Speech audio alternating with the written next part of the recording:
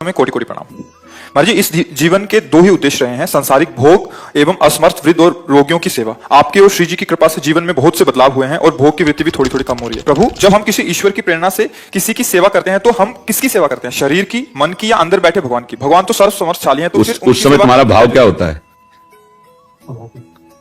जब ये तो सेवक के अंदर भाव है कि उस समय किसकी सेवा कर रहा है, उस समय तुम्हारा भाव क्या होता है? वही समझने की कोशिश करते हैं प्रभु जी। बस ऐसा लगता है कोई है जिसको जरूरत है उसमें। अब संसार एक नाटक मंच है, बिल्कुल एक एक अक्षर समझते जाना। संसार एक नाटक मंच है।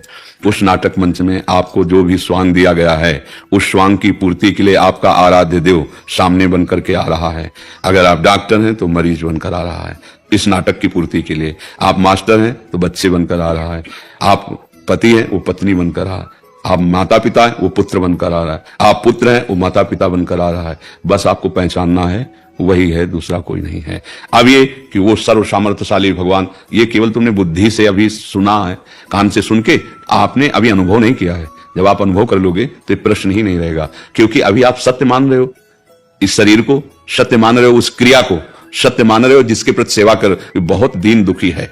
अगर सेवा इसको ना होती तो बहुत ही कष्ट पाता। आप सत्य मान रहे हो ना, तो आप स्वांग थोड़ी कर रहे हो, आप तो स्वांग में फंस रहे हो, उसे सत्य मान रहे हो। स्वांग करने वाला बहुत अच्छा नाटक करता है, लेकिन वो जानता है न मैं मर रहा हूं, न मैं मारा जा रहा हूं, न मैं यहां किसी की पत्नी हूं, न किसी का पुत्र हूं, न मैं यहां राजा हूं, न किसी का नौकर हूं। यहां कुछ घंटे का रोल है मेरा, जिससे मुझे रुपया मिलेगा। और वो ऐसा रो के या हंस के या ऐसा राक्षसी या दैवी जो रोल मिलेगा वो ऐसा करेगा कि वाह भाई क्या कहना है, समझ रहे ना। पर वो रोल करते हुए वर्तमान में समझ रहा है कि मैं जो रोल कर रहा हूं ये मेरा झूठा, और मैं जिसके साथ रोल कर रहा हूं ये भी झूठा। सत्य वस्तु तो एक ही है, दो नहीं होती, एक ही वस्तु है। तो अभी सत्य का तो बोध हुआ नहीं है, तो भावना करो, वही सत्य है इन सब के रूपों में। और जिससे भोग करना चाहते हो, जिस इंद्री से, नेत्र, श्रवण इंद्री, घ्राण इंद्री, सब इंद्रियां, वो वही है तुम्हारे लिए। वो सब कुछ बना हुआ है। अब आप किस रूप में उसे चाहते हैं, असत रूप में या सत रूप में? असत रूप में सब चाह कर रहे हैं, असत शरीरों की, असत भोगों की, तो उसका परिणाम वही बना हुआ है। दुख, क्लेश, अशांति, जन्म, मृत्यु, नरक, ये वही बना हुआ है, दूसरा कोई नहीं है। इसलिए उसके स्वरूप को समझने के लिए पहले हम अपने शरीर के कर्मों से फंसे थे, तो अब हम कर्मों से मुक्त होने वाले कर्म करेंगे। ये दूसरे शरीरों में जो हमारा प्रियतम प्रभु बैठा हुआ है, आराध्य देव, ये भावना करेंगे कि इस शरीर की सेवा से उसको सुख पहुंच रहा है। वस्तुतः हम अपने कर्म बंधन काट रहे हैं, हम अपना अज्ञान दूर कर रहे हैं। जैसे जैसे निष्काम सेवा बनती चली जाएगी, वैसे वैसे आपका हृदय पवित्र होता जाएगा। और पवित्र हृदय में देखोगे ना कोई स्वामी है, ना कोई सेवक है, एक ही है। केवल ये हजारों घड़े हैं, प्रतिबिंब उसी का पड़ रहा है। दूसरा न मैं है न तू है, या तू ही तू है या मैं ही मैं है। समझ पा रहे? हाँ, जब तक मैं तू है तब तक माया है। मैं शुद्ध ब्रह्म, तू शुद्ध भक्ति, तू ही तू है, जिधर देखता हूं तू ही तू है, ये भक्त की भावना होती। और ब्रह्म हम ब्रह्मास्मि, मैं ही मैं। तो और अपने लोग ना मैं में है ना तू में है, मैं तू दोनों में है। और मैं और मोर तोड़ते माया, इसका मतलब अभी अज्ञान की धरा है। हमको अंदर से भाव बनाना है। सत्य बात यही है, सब में एक ही परमात्मा विराजमान। यो माम पश्यति सर्वत्र सर्वम च मयि पश्यति तस्याहम न प्रणश्यामि सच में न प्रणश्यति। ये भगवान जगत गुरु श्री कृष्णचंद्र जी की बात है। क्या कह रहे? यो माम पश्यति सर्वत्र, सर्वत्र जो मेरे को देखता है। जब ये माइक नहीं था, और ये कुछ दिन बाद नहीं रहेगा, बीच में केवल दिखाई दे रहा है, तो ये जो भी धातु है, ये जो भी वस्तु है, इसके रूप में कौन प्रकट हुआ है? भगवान। न ये पहले था, न ये बाद में रहेगा। अव्यक्तादीनि भूतानि व्यक्त मध्यानि भारत अव्यक्त निधनान्येव तत्र का परिदेवना। पहले सब अव्यक्त थे, बाद में सब अव्यक्त हो जाएंगे। बीच में जो व्यक्त दिखाई दे रहे हैं, शोक मत करो, वो अव्यक्त ही है, वो अविनाशी ही है। उस केवल भूल गए सब हम अपने स्वरूप को, तो फिर ये शोक, चिंता, भय, मृत्यु, ये हमें सताने लगा। सब में भगवान है, सब भगवान है, सब में, शब्द याद करो, सब में भगवान है और सब भगवान है। बस हाँ, सब में भगवान है, पहले ये, फिर बाद में क्या आएगा? सब भगवान है। मैं नहीं, सब भगवान ही है। वही जड़ चैतन्य बना हुआ अपने आप से। हम जो अपने को अलग मान रहे हैं ना, बस यही हमारी दुर्गति का कारण है। हाँ, एक तरंग नाम केवल वायु विकार है नहीं, वो समुद्र ही है। ऐसे ही पूर्णात् पूर्ण मुदच्यते, उस पूर्ण परमात्मा का जो अंश जीव है वो भी पूर्ण ही है, पर भूल कर शरीर आसक्त हो गया। तो इसी आसक्ति को मिटाने के लिए सेवा धर्म है। नाम जप करो, और जो कर्तव्य तुम्हें मिला है, जो पद मिला है, जो तुम्हें संबंध मिला है, जिससे ठीक उसी तरह वैसे निर्वाह करो, ये भगवान की सेवा होगी। सब में भगवान है। अगर भगवान ना हो तो आप किसी से भी प्यार नहीं कर सकते, ना ही करेंगे जब तक इसमें भगवान है तब है। और जहां ये भगवान इससे निकले तो इस शरीर का देखो क्या हालत हो जाएगी। कोई इसको प्यार नहीं करे, सब जला देंगे। क्यों? क्योंकि इसके भगवान अंतर ध्यान हो गए। तो सब प्यार का केंद्र तो वही है ना, सबके हृदय में वही बैठे। तो सेवा का भी केंद्र तो वही हुई है ना। हम जिनकी भी सेवा कर रहे हैं प्रभु की दी हुई सेवा सामग्री से, प्रभु के दिए हुए बल बुद्धि से प्रभु की सेवा हो रही। सेवा सामग्री भी उन्होंने दी है, बल बुद्धि भी उन्होंने दिया है, और जिनकी हम सेवा कर रहे हैं वो भी वही है। जीवन मुक्त हो गया। मैं अपनी सामग्री से अब वो दान हो गया, अब वो आपको फल मिलेगा अच्छा, लेकिन भगवत प्राप्ति नहीं होगी, आप मुक्त नहीं हो जाएंगे।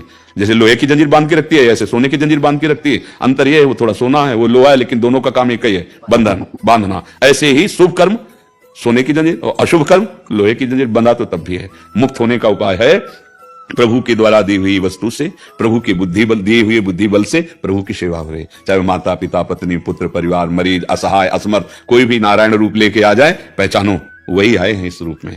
अगर आपके अंदर कामना हुई तो उन्होंने पत्नी रूप धारण कर लिया, वो उनके सिवा दूसरा कोई नहीं है, वही है।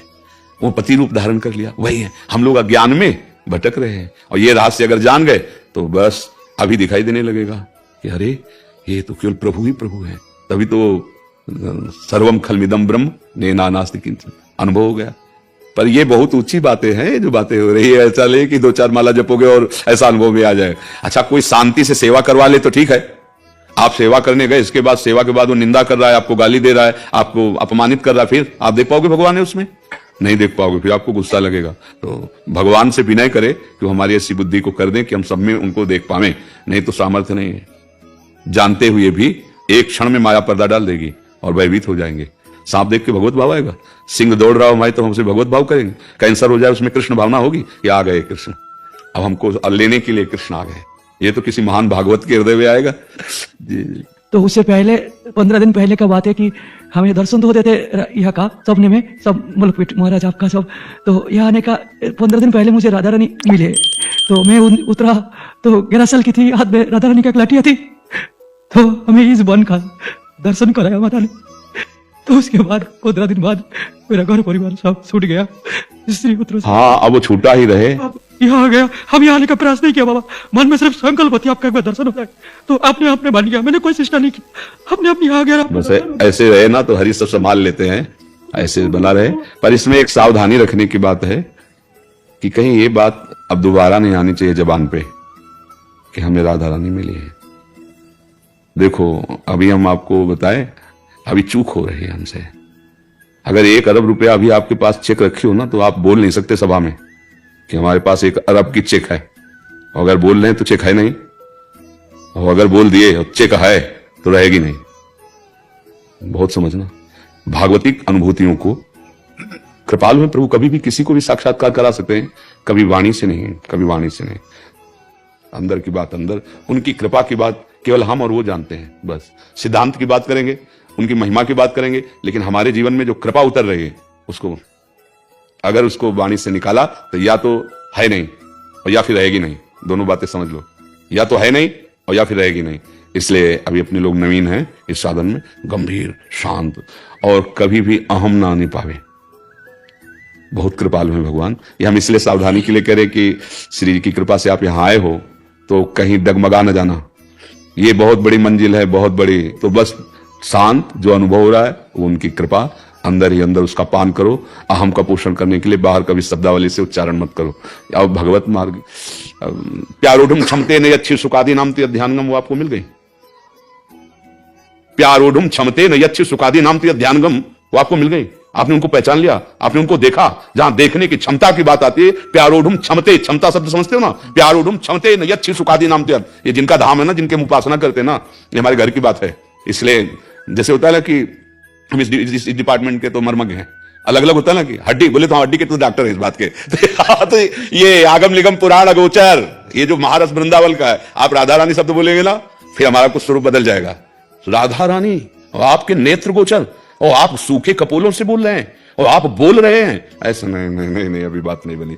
संभाव्योपि विरंचि नारद शिव, संभावना भी जहां नहीं है। न देवै ब्रह्माद्यैर्न खलु हरिभक्तैर् न सुहृदा दिव्य यद्वै राधा मधुपति रास्यम सुविदितम तयोर दासी भूत्वा तदुपचित केली रस्मो। मतलब ये क्या है, ऐसे चर्चा तो अलग बात है, ये क्या है कि ये हमारा घर का विषय है, ये हमारा, इसलिए कभी नहीं। हाँ, वो अपने जनों पर कृपा करने के लिए कभी भी कहीं भी किसी भी रूप में अपना अनुभव करा सकते हैं। तो हमारा क्या कर्तव्य है? अपने स्वामी की कृपा को हम बाजार में बोल दें, सभा में बोल दें। इसलिए बिल्कुल या तो चेक नहीं है और या फिर नहीं रहेगी, नहीं रहेगी, दोनों बात समझ लो। इसलिए प्रथम बात तो शांत हो जाओ, अब आगे गलती नहीं। अपनी अनुभूतियों को साधक कभी प्रकाशित न करे। जब एक बार भगवत साक्षात्कार होने के बाद फिर अज्ञान का कहीं लेश मात्र नहीं रह जाता। एक बार हमारे ठाकुर की झलक होगी तो जानते हो सावन का अंधा कैसा होता है, हरा हरा सूझता है ना। हाँ, तो जड़ चैतन्य कछु नहीं दिखत, जित दिखत तित श्याम खड़े, बेवहल बिकल संभार न तन की, घूमत नैना रूप भरे। एक झलक सब मिटा देगी। और फिर ऐसे श्री कृष्ण को जो अधीन किए हुए हैं उनका नाम है राधा किशोरी। जाके अधीन सदा ये, और वो तुम्हारे दृष्टिगोचर हो गई और तुम बोल पा रहे हो। अरे उनके केवल दर्शन की संभावना प्रकट हो जाए तो कौन रस बाढ़े, जहां बोली बोई भारी। कभी आप सत्संग में कभी ऐसे चर्चा छू जाए तो छू जाए, नहीं तो चर्चा नहीं पाओगे। आप गीता, सिद्धांत, भागवत और सब चर्चा पाओगे, श्री जी की नहीं पाओगे। श्री जी की कभी ऐसे छू जाए, थोड़ी लाइन, 2 लाइन, 10 मिनट, 5 मिनट, वो बात अलग। जो हृदय का गुप्त प्रेम होता है वो वाणी पे नहीं आना चाहिए। वाणी पे आ रहा है इसका मतलब हृदय में है नहीं, या तो जाने की तैयारी हो चुकी है।